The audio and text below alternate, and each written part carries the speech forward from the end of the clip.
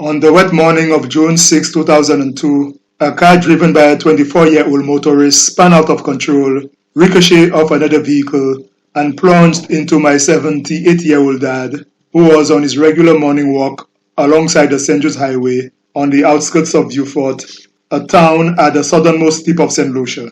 My dad was only a few hundred yards from his home. He died on the spot.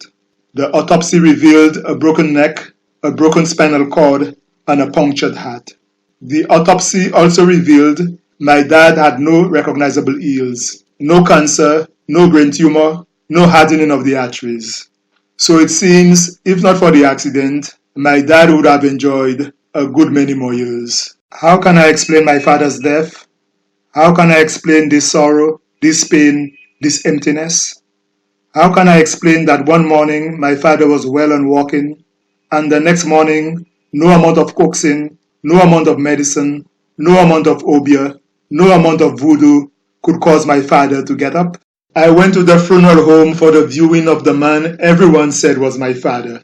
There was a man in the coffin dressed in black suit, white shirt, and red tie.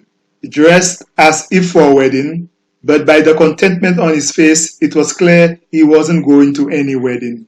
One glance told me the man lying there dressed for a wedding that would never take place wasn't my father.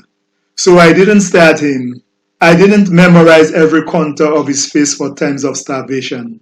Instead, I looked around the room and stared at portraits that had nothing to say to me. Throughout the funeral and burial processions, and throughout the wake and other activities that followed the death of my father, I stayed close to my mother. I had the distinct feeling I was part of a mafia or mobster family whose head or godfather, my father, had been gunned down, and the family could not survive the death of the second in charge, my mother. So I stayed close to my mother, guarding her as if her life was in clear and imminent danger.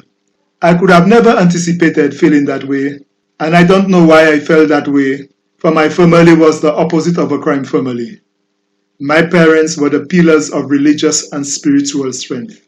But this sense of danger, this instinct to protect my mother, was my most acute, my most vivid sensation during this period of mourning.